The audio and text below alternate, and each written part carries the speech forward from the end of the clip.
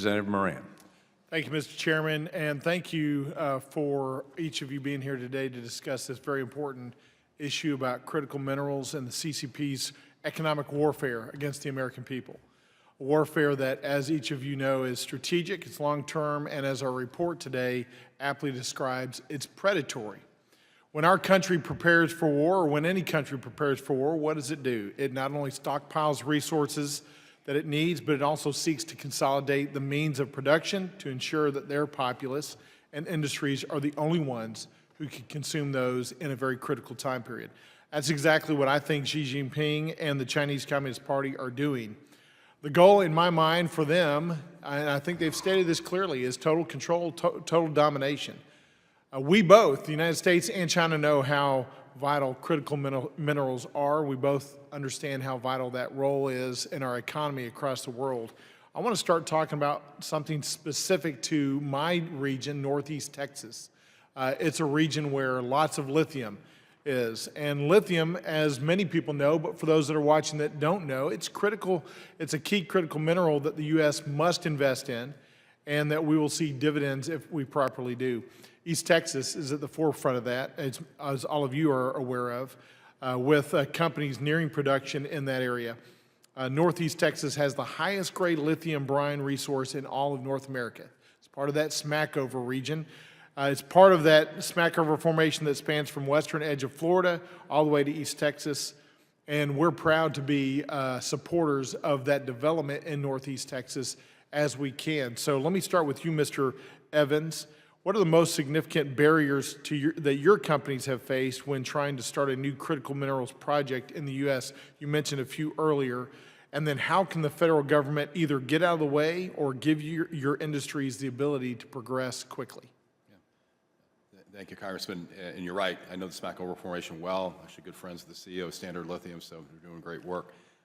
Look, permitting, and it's a little different probably maybe in the region there's a lot of private land, but still state gets involved and there will be federal involvement. So to the extent that the red tape can be cut and the permitting processes actually can be predictable, I think that's really important. Number two of that, again, is capital.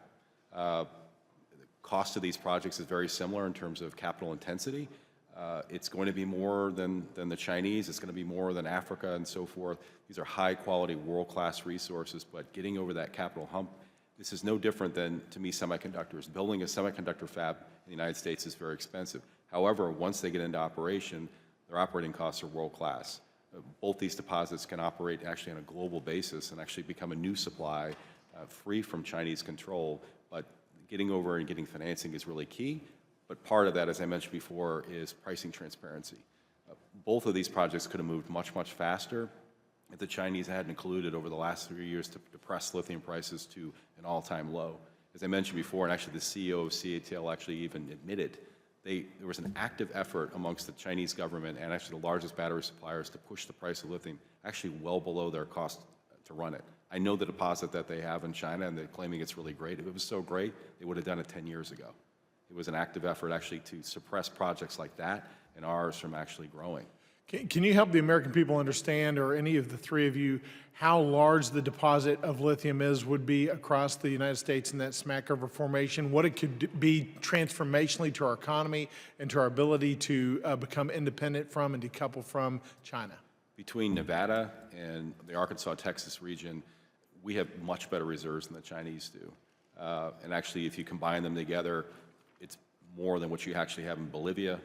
It's higher grade and better than what you have in Canada. It's actually better, more responsible mining techniques.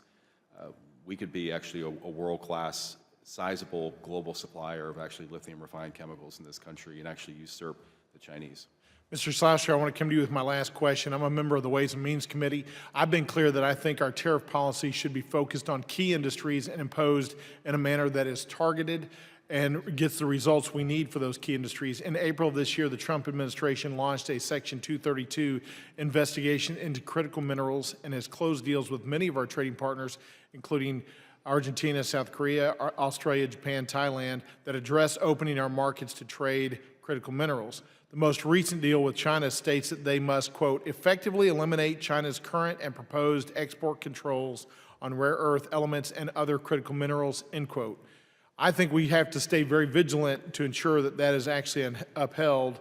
Mr. Slouster, here's my question. If China does not uphold their agreement to export minerals freely, what targeted tariffs would be beneficial for your industries that might change China's behavior, and how can they be structured to not inadvertently be a barrier to you?